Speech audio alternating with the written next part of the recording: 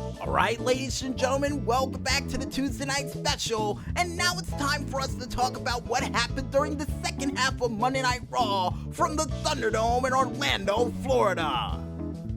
And the next match to take place on Monday Night Raw would see none other than the Monday Night Messiah, aka CrossFit Jesus, aka Seth Metal Seth Rollins, going one-on-one against Dominic Mysterio.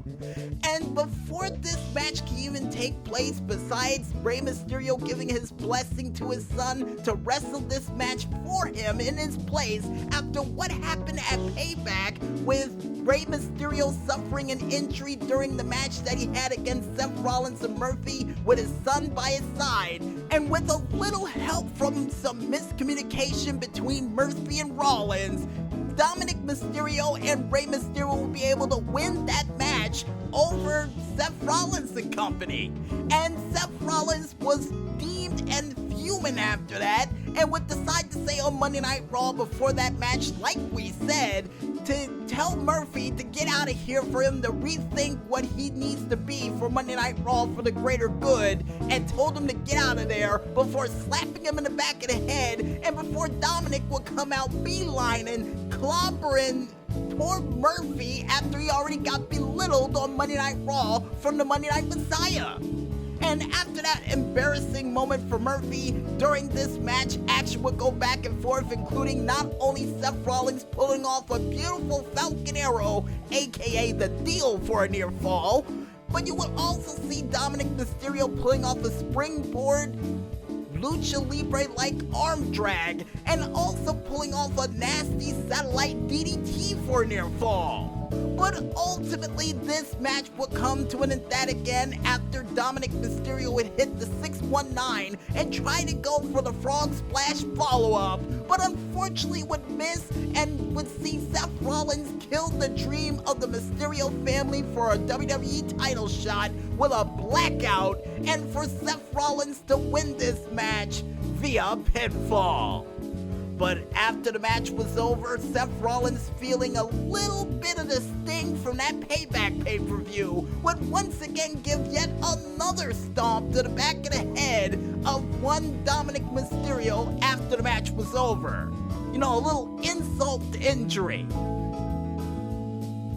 And the next match to take place on Monday Night Raw, or should I say a part of Raw Underground, would see Titus O'Neil in his Raw Underground debut dominating some local competition, only for Riddick Moss to step up to the plate and take out Titus O'Neil with not only a low blow, but a TKO-like right hook that sort of reminded me of Mark Jindrak, for him to take out Titus O'Neil. Nice!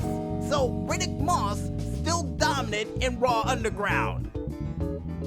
But meanwhile, backstage, folks, we would see Akira Tozawa once again trying to defend his 24/7 championship, or at least try to get inside the building to defend the championship, only for a security guard to say that he's not on the list, not to mention for his ninjas to get disrespected as well, and for R-Truth to come from out of nowhere, roll up Akira Tozawa, and once again win his baby back for the 39th time, becoming your 24/7, 7-Eleven, I-95 South European TV champion via pinfall. And for R-Truth to say that's what you get for going against Cobra Kai, and then just run down the road or run down the parking lot for Akira Tozawa to throw the referee in the car, and for one of the ninjas to get left behind because Akira Tozawa said, no room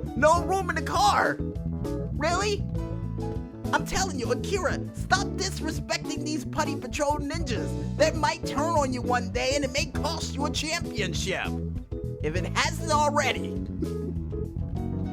And besides backstage Putty Patrol ninja shenanigans that would happen for the 24/7 championship, the next match to take place on Monday Night Raw would see the Street Profits going one-on-one against Andrade Cien Almas and Angel Garza in a Tornado tag team match.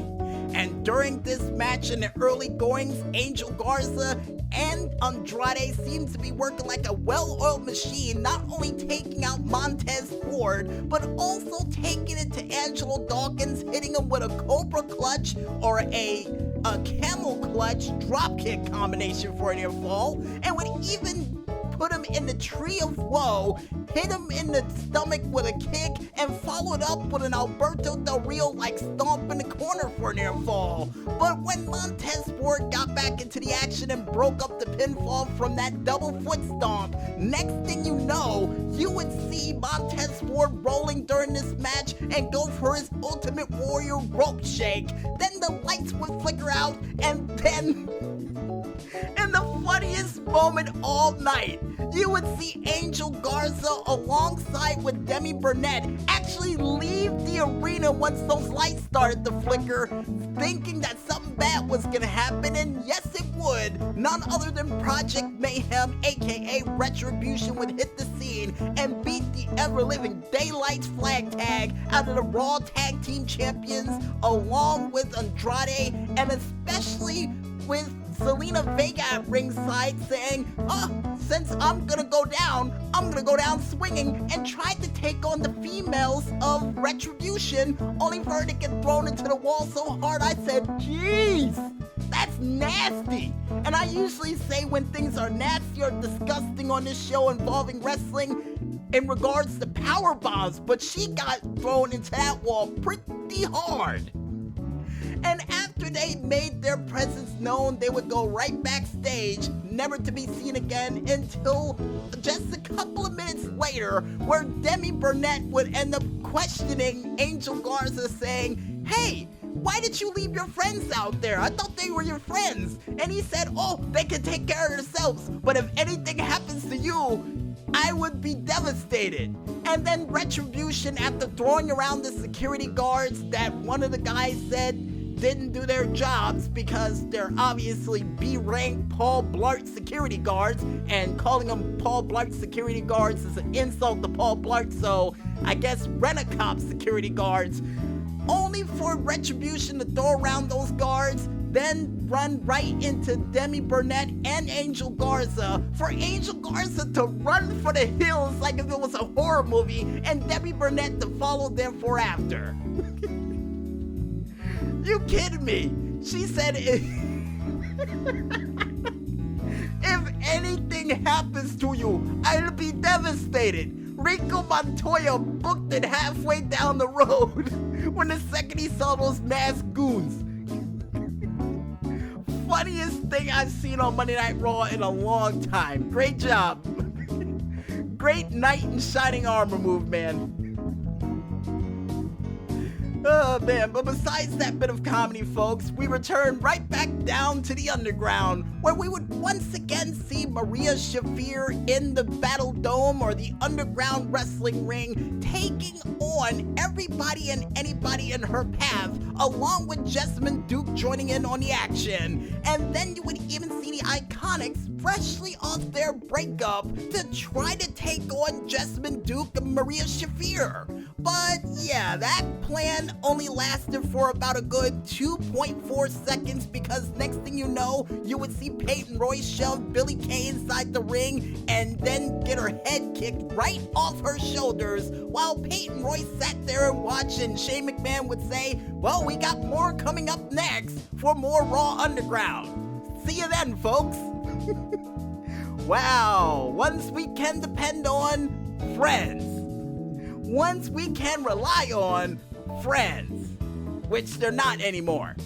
And speaking of friends, folks, the next thing we would see on Raw Underground is the Hurt Business in full effect in Raw Underground, where Apollo Crews would hype up Ricochet and Cedric Alexander as they would make their way to fight against the Hurt Business inside of Raw Underground, for that to end just like it did last week, with sleeper holds, punches to the face, and a constant blitzkrieg, and according to the Maestro, at least one on the ring floor where all the other people were standing, a beautiful Tiger knee. And the maestro said that. I'm not sure if it really happened or not, but either way, it led to a triple knockout for the Hurt Business to once again rule Bartertown and to also once again rule Raw Underground for yet another week.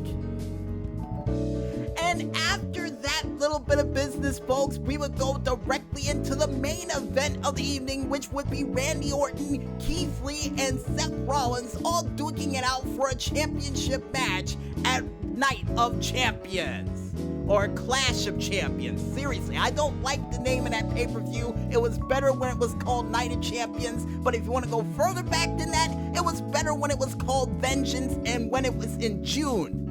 But I digress, folks, because during this match, both Seth Rollins and Randy Orton would feel the wrath of Keith Lee by Keith Lee not only doing a nasty crossbody back inside the ring, taking out Randy Orton and Seth Rollins, but also seeing Seth Rollins getting grabbed out of the sky from a crossbody to the outside of the ring, or should I say a suicide dive that caused him to get thrown into the desk. And for Randy Orton to suffer a nasty Monty Brown bounce on the outside of the ring as well. But unfortunately, throughout the match of dominance of Keith Lee, despite him getting thrown into the stairs, backdropped on the announce table, and even stomped out by Seth Rollins in the corner, not with the actual stomp he used for his finisher, because Seth Rollins would suffer the wrath of a nasty spirit bomb, and Randy Orton would come into the ring from out of nowhere, hitting Keith Lee with an RKO for him to roll over Keith Lee like if he was playing Call of Duty, and then immediately pin Seth Rollins for Randy Orton to get the rematch he was entitled to via pinfall. Now, originally, he could have gotten that title shot if he had just, actually accepted the challenge of Drew McIntyre. But since it was a form of disrespect, let's jump through the hoops, like he said in the beginning of the night. Really? Okay then. And with that said, folks, we might as well head back into the music, and when we return, we'll be back with more of these streetlight shenanigans as the Tuesday Night Special rolls on right after this. So don't run out of Streetlight Crusader oil just yet, folks, and stay tuned.